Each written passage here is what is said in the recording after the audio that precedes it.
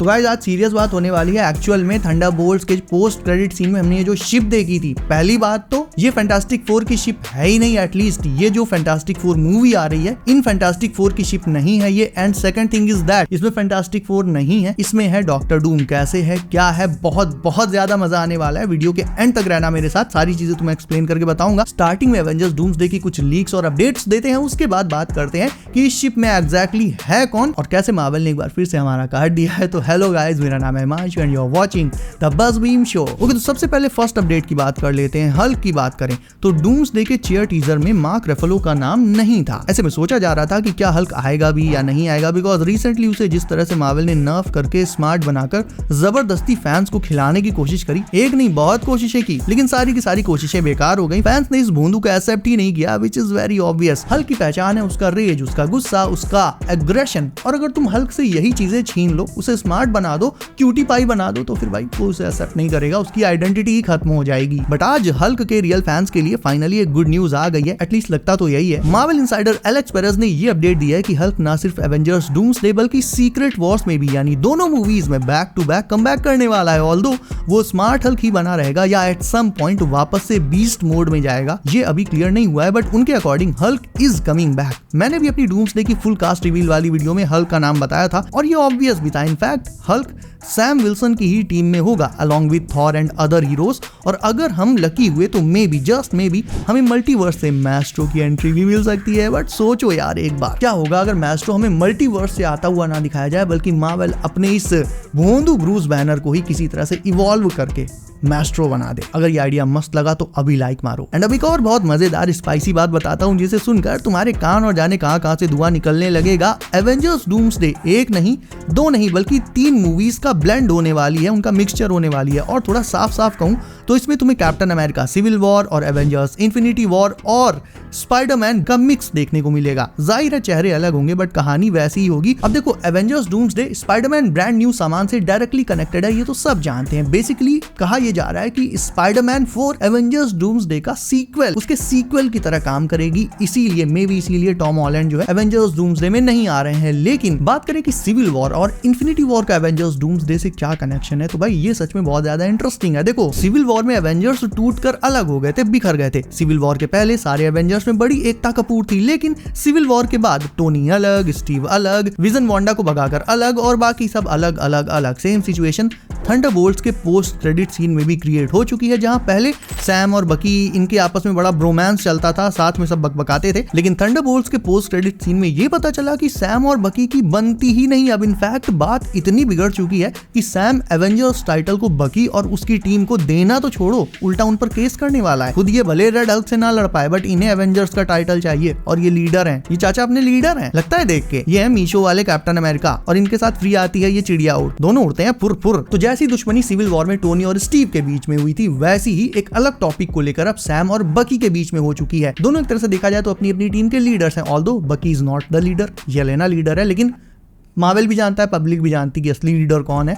तो बेसिकली ये जो पूरा सेटअप हुआ है थंडरबोल्ट्स में, ये जो लड़ाई एक आग लगी है सैम और बकी के बीच में एवेंजर्स टाइटल को लेकर, ये इसीलिए लगी है कि एवेंजर्स डूम्सडे में हमें सैम की असेंबल की हुई new Avengers team, sorry Sam की असेंबल की हुई, क्या बोलूं यार, न्यू एवेंजर्स थंडरबोल्ट्स ले गए, सैम की टीम को क्या बोलूं तुम बताओ। चलो सीधे बोल देते, सैम की असेंबल की हुई टीम और बकी की न्यू एवेंजर्स टीम, इन दोनों टीम्स के बीच में बैटल देखने को मिलेगा। और आई थिंक ये बैटल जो है एवेंजर्स डूम्सडे की स्टार्टिंग में ही शुरू होगा, खत्म भी हो जाएगा, और इसी तरह से एवेंजर्स डूम्सडे वो सिविल वॉर से कनेक्ट करती है, मतलब डायरेक्ट कनेक्ट नहीं करती, लेकिन उसके इवेंट से मिलते जुलते इवेंट्स इसमें भी होंगे। और सेकंड जो मैंने कहा था कि ये इन्फिनिटी वॉर जैसी भी होगी, तो ये तो बहुत ऑब्वियस है, इसमें इतना कोई दिमाग लगाने वाली बात है ही नहीं, सिंपल है।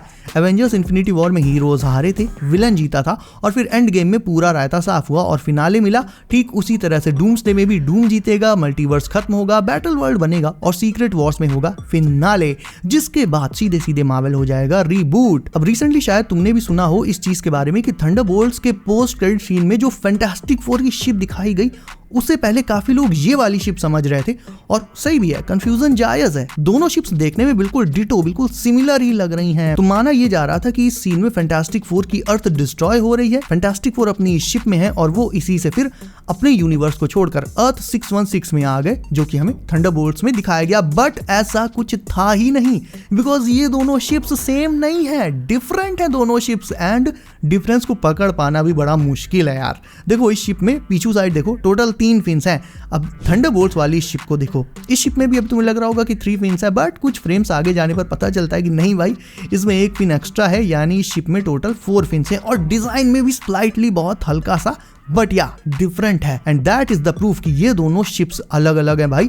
एंड ये वाला जो सीन है ये फैंटास्टिक फोर की अर्थ के डिस्ट्रक्शन का है ही नहीं, क्योंकि अगर ऐसा होता तो फिर अपनी अर्थ के डिस्ट्रॉय होने के बाद फैंटास्टिक फोर इसी 3 फिन्स वाली शिप से अर्थ 616 में आते। बट थंडरबोल्ट्स में तो दूसरी शिप दिख रही है ना, 4 फिन्स वाली। तो भाई ये चल क्या रहा है, ये 3 फिन्स 4 फिन्स अलग अलग शिप्स ऐसा क्यों है? तो इसमें देखो 2 पॉसिबिलिटीज बनती है, एंड दूसरी वाली लिटरली तुम्हारा दिमाग हिला देगी, बस अब सुनते जाओ। एंड हाँ, नए हो तो चैनल को सब भी कर लो। ओके, फर्स्ट पॉसिबिलिटी ये है कि जब सिल्वर सर्फर ने ये अनाउंस किया था कि तुम्हारे प्लेनेट को डिस्ट्रक्शन के लिए मार्क कर लिया गया है, तो चंडाल चौकड़ी एक शिप कह लो या रॉकेट कह लो, उसमें बैठकर स्पेस में जाएगी, ये देखने की कौन सा खतरा उनकी अर्थ की तरफ आ रहा है। ये चीज ट्रेलर में भी दिखाई गई थी। Your planet is now marked for death. Are we safe? I don't know. Fantastic four space में जाकर देखेंगे कि भाई देखे कौन आ रहा है हमें उड़ाने, और स्पेस में जाने पर उन्हें देखने को मिलेगा कि गैलेक्टस उनके ही यूनिवर्स के एक दूसरे प्लेनेट को डिस्ट्रॉय कर रहा है, यानी ये वाला प्लेनेट ये अर्थ है ही नहीं, बल्कि अर्थ जैसा दिखने वाला कोई दूसरा ही प्लेनेट है, और गैलेक्टस इसे डिस्ट्रॉय कर रहा है। चंडाल चौकड़ी इस शिप में बैठकर ये सब देख रहे हैं, और फिर वो इसी शिप से वापस अपनी अर्थ पर चले जाते हैं। और ये जो शिप आई है ये दूसरी कोई अपग्रेडेड शिप है, जिसमें बैठकर वो अर्थ 616 में आ गए हैं जब की अर्थ डिस्ट्रॉय हो गई। ये तो थी भाई पहली पॉसिबिलिटी, बट सेकंड सुनोगे तो सच में भाई स्वाद ही आ जाएगा। व्हाट इफ इस शिप में फैंटास्टिक फोर है ही नहीं?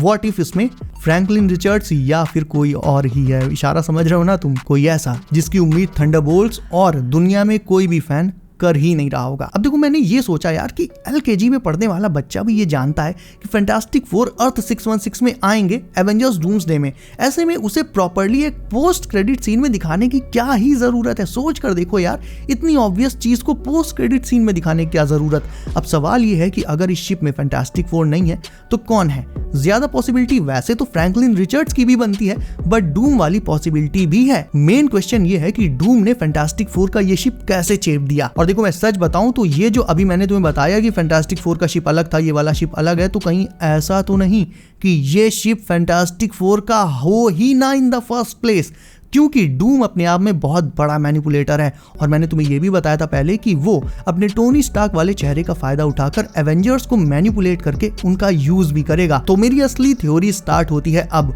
एक्चुअल में अभी 2-3 दिन पहले मैंने तुम्हें बताया था कि एवेंजर्स डूम्सडे का एक सीन शूट हो रहा है जिसमें एक्स मैंशन की शूटिंग चल रही है। उस सीन में एक्स मैंशन पर अटैक हुआ है, और हो ना हो ये अटैक डूम नहीं किया है, इसीलिए हमें डूम वर्सेस मैग्नीटो की रूमर्स भी सुनने को मिल रही हैं। तो क्या होगा इफ उसी एक्समैन के यूनिवर्स यानी अर्थ 10005 में डूम पहले एक्स मैंशन पर अटैक करके मैग्नीटो को मार दे, और फिर उस अर्थ के फैंटास्टिक फोर की शिप को उठाकर अर्थ 616 में आ जाए। और यही रीजन है कि ये वाली शिप और ये थंडरबोल्ट्स वाली शिप ये दोनों एकदम ही अलग है। तो हो सकता है डूम यूनिवर्स टू यूनिवर्स जाकर एंकर बीइंग्स को मार रहा हो। एंड बाय द वे अब तुम ये सोचोगे, मुझे पता है तुम्हारा दिमाग बहुत तेज है, अब तुम ये सोचोगे कि अर्थ 10005 का एंकर बीइंग मैग्नीटो तो है नहीं, वो तो नया वाला वुल्वरीन है, और मैं कह रहा हूँ कि डूम ने मैग्नीटो को मार दिया होगा। तो मे बी डूम इसी वुल्वरीन को मारने गया होगा, इसीलिए उसने अटैक भी एक्स मैंशन पर किया, क्योंकि उसे लगा वुल्वरीन वही होगा। बट वुल्वरीन वहां ना होकर डेडपूल के साथ था, एंड बैटल में मैग्नीटो फर्जी में मारा गया। एंड फिर जब डूम को यह पता चला कि ही एफ्ड अप, तो वो उस यूनिवर्स के फैंटास्टिक फोर की शिप को लेकर अपने नेक्स्ट टारगेट यानी अर्थ 616 पर आ गया हो। मेरा पॉइंट ये है कि मे बी डूम इसी शिप में था, और may be just may be 616 में वो यहाँ के एंकर बीइंग को खत्म करने के लिए आ चुका है। सबसे पहले उस पर नजर पड़ी है थंडरबोल्ट्स की, यानी सबसे पहले डूम का इन्हीं से मीटअप होगा, जहां वो सेंट्री का पोटेंशियल जान जाएगा, उसे ट्रिगर करके उसके डिवॉइड को एक्टिवेट कर सकता है। बट स्टिल याद रखना ये जस्ट एक थ्योरी है, फार फेच्ड है, लेकिन मुझे शक है, बिकॉज यार या तो पोस्ट क्रेडिट सीन में शिप में हमें मिस्टर फैंटास्टिक या किसी और की मतलब एक हल्की सी झलक तो दिखाई जा सकती थी ना। खुद पेड्रो पास्कल थंडरबोल्ट्स के प्रीमियर में गए थे, तो ऐसा तो है नहीं कि एक 2-4 सेकंड का सीन शूट करने में कोई बड़ी मुश्किल रही हो, बट ऐसा नहीं हुआ। हमें शिप के अंदर का कोई नहीं दिखाया गया कि उसके अंदर कौन है। और मार्वल हमेशा से देखो लीक से हट कर चलता है। अब जब पूरी दुनिया ये मानकर चल रही है कि इस शिप में फैंटास्टिक फोर हैं, हो भी सकते हैं, but may be just may be Marvel can change the game again and आखिर में खोदा शिप निकला डूम। सो तुम्हें क्या लगता है इस शिप में कौन है? फैंटास्टिक फोर है, फ्रैंकलिन रिचर्ड्स है, डूम है, पीसमेकर है, कॉन्ग है, गॉडजिला है, जो भी है तो मुझे कमेंट करके बताओ। इसके साथ ही let's wrap it up, be safe, मस्त रहो। मेरा नाम है Himanshu and I will see you in next one.